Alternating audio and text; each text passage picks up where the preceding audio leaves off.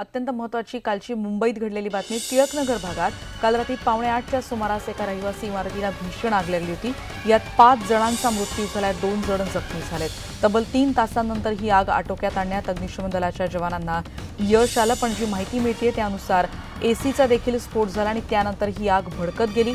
टिळकनगरच्या इमारत क्रमांक 35 मध्ये 11व्या मजल्यावर ही आग लागलेली होती। या इमारतीमधली अग्निरोधक यंत्रणा देखील कार्यान्वित नव्हती आणि इमारतीला अग्निरोधक यंत्रणेद्वारे पाणी मारण्याचाही प्रयत्न केला, पण ही यंत्रणा सुरू झाली नाही। त्यामुळे 11व्या मजल्यापर्यंत पाईप नेऊन ही आग विझवावी लागली। गेल्या 10 दिवसात आग लागण्याची ही तिसरी घटना आहे। पुन्हा एकदा मुंबईकरांच्या सुरक्षेचा हा प्रश्न आहेच, पण एसीच्या स्फोटामुळे ही आग आणखी भडकली, ज्यात सुनीता जोशी, भालचंद्र जोशी, सुमती जोशी या 3 वृद्ध व्यक्तींचा मृत्यू झालेला आहे। इमारतीला ओसी देखील नसल्याची माहिती आता समोर येते।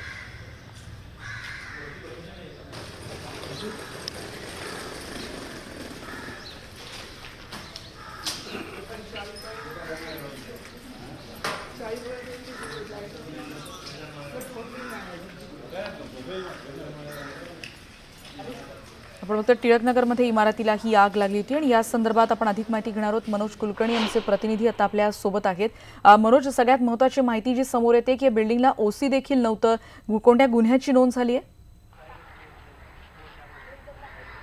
अगदी बरोबर आहे। टिळकनगरमध्ये ह्या आता नवीन इमारती झालेल्या आहेत, त्यातल्या 80% इमारतींना सध्या ओसी नाही आहे, परंतु त्याच्यामध्ये हजारोच्या संख्येत रहिवासी राहत आहेत। आणि कालची जी घटना झालेली आहे त्या घटनेच्या संदर्भात अजून पोलिसांनी कुठलीही नोंद केलेली नाही आहे, कारण आधी जी प्रेफरन्स देण्यात आला होता की आग विझवण्या आणि जे आगीमध्ये लोक आहेत त्यांना वाचवणे हा प्रेफरन्स देण्यात आला होता। आणि आता सकाळी 10 नंतर पोलीस या संदर्भात जे आहे ते FIR नोंदवण्याचं काम करतील। आता आपण त्या ठिकाणावरच आहे। अग्निशामक दलाचे जे जवान आहेत ते 11व्या मजल्यावर गेलेले आहेत आणि तपास करतायत आता याच्यानंतरचा की ही आग लागली असली तर कशाने आग लागली आहे याचा ते तपास करत आहेत। अग्निशामक जवान दलाचे जे जवळपास 7 ते 8 अधिकारी आणि कर्मचारी आहेत ते 11व्या मजल्यावर गेलेले आहेत आणि त्याचबरोबर जे 9, 10 आणि 11 तसेच 12व्या मजल्यापर्यंत ही आग गेली होती, त्याच्यामध्ये सुद्धा नेमकी ही आग कशी वरतीपर्यंत पोहोचली, मध्ये सिलेंडर स्फोट झाला होता, त्या स्फोटामुळे आणखीन किती नुकसान झालं, या सगळ्या गोष्टी ज्या आहेत त्या अग्निशामक दलाचे जवान जे आहेत निरीक्षण करतायत आणि त्यांचा अहवाल आल्यानंतर नेमकी ही आग कशामुळे लागली होती, आधी सिलेंडर किंवा गॅसमुळे आग लागली होती की जे शॉर्ट सर्किट झालं होतं त्याच्यामुळे ही आग लागली होती आणि भडकली होती, याचा तो तपास आता सुरू झालेला आहे। आणि पोलीस जे आहेत ते जवळपास 9:30, 10 नंतर येऊन या संदर्भात जी पोलीसची कारवाई असते ती कारवाई करायला सुरुवात करतील। रात्री या इमारतीतले जे रहिवासी होते ते या टिळकनगर परिसरात असलेले त्यांचे नातेवाईक तसेच चेंबूर किंवा घाटकोपर या ठिकाणी असलेले त्यांचे नातेवाईक त्यांच्याकडे राहायला गेलेले होते।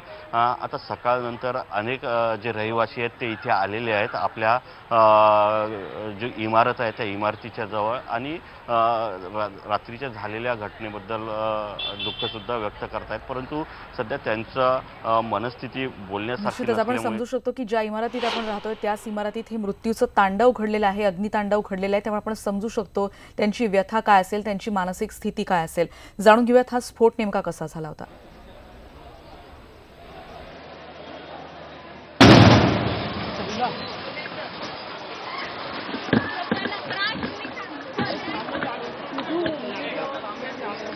इधर का बंद करो, गैस पाइपलाइन है क्या इसमें?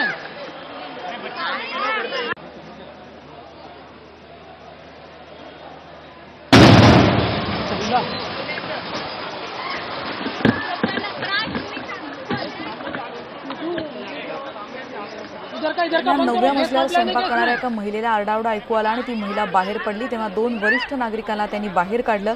जया सपकाळे यांचा नेमका जीव कसा वाचला त्यांच्याकडून ऐकूयात। 11 फ्लोअरला आग लागली ना, त्यावेळेस मी तिथेच 9 माळ्यावर काम करत होते स्वयंपाकाचं, तर त्यावेळेस मला काही समजलं नाही। दरवाजाही वाजवायला लागले ना सगळेजण की आग लागली आग लागली।